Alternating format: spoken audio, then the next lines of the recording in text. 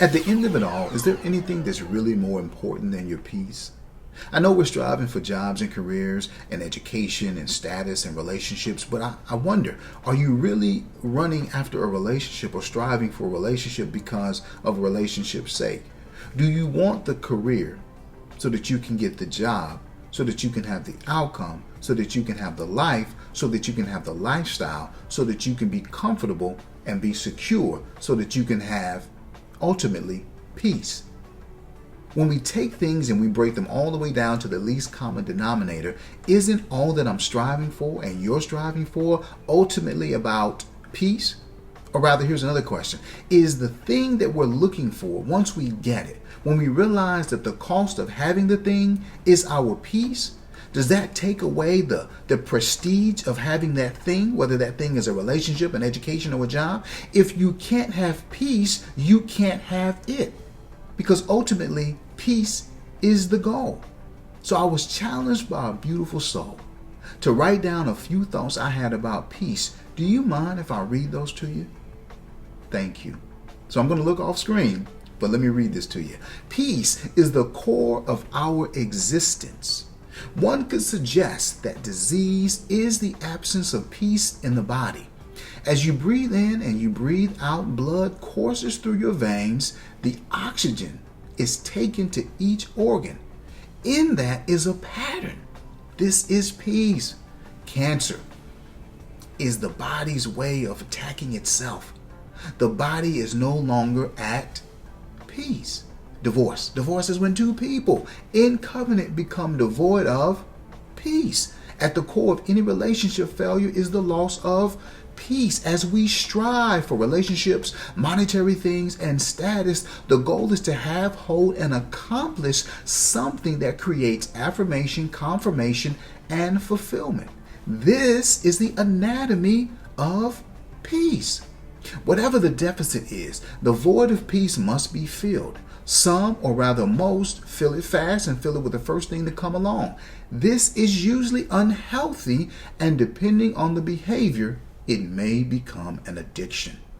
This all stems from trauma and the subsequent pain it causes. A thirsty soul just wants a drink. Just a drink. And a hurting heart is the same. It will drink or take the first option available regardless of the side effects. An addiction is simply a person, a hurting heart, searching for peace. It is the person that is seeking to feel a healthy need and address it in an unhealthy way. That's it. It is impossible to discuss peace without mentioning the Prince of Peace. If there is a Prince of Peace, and I believe that there is, and that means that there is a King of Peace. If there is a King of Peace, then there is a kingdom of peace. And if there is a kingdom of peace, then that means that that kingdom has citizens and a citizenship. As a man of color, it is especially important and poignant. I'm dark complected, if you didn't notice. In fact, you probably can tell that I have copious amounts of melanin in my skin. My external appearance is an indication that though I was born in the United States of America, my origins are elsewhere. What does that mean? That means that there is a continent, a land, and a soil that I have not touched or breathe the air in. Yet, it is mine. My DNA validates me as a citizen and as a son of that land. The full portion, power, prestige, providence, and pleasures due a citizen and a son of the land are mine. The king is my father, and the princes are my brothers, making me a joint heir. I am to receive the same benefits, income, and inclusion and inheritance as any other heir. This is mine, whether or not my foot or my eyes have set on the kingdom of Nod. Let me say that again. Whether or not I have set my foot or my eyes on the kingdom yet. This is the point. There is a kingdom called peace. And simply because you have not Set your eyes on it, meaning that you haven't become fully aware, or set your feet on it, meaning that you've walked in the fullness of. It does not mean that that kingdom is not yours or that it's lost. You have a citizenship. You are a son of the Prince of Peace. You are a son in the kingdom of peace, and you have full rights. Full rights. Here's the best example I can remember. Do you remember in Black Panther? I hope you saw it. There was a scene where Killmonger walked up to the gate of Wakanda and demanded an audience with the king.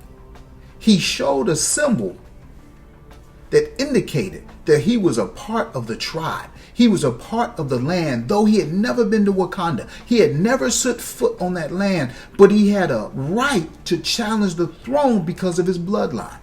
So he boldly walked into Wakanda knowing that he was a full heir to the throne, and that every power, every powerful prestige, providence, and pleasure that a citizenship or that a citizen of Wakanda had was due him.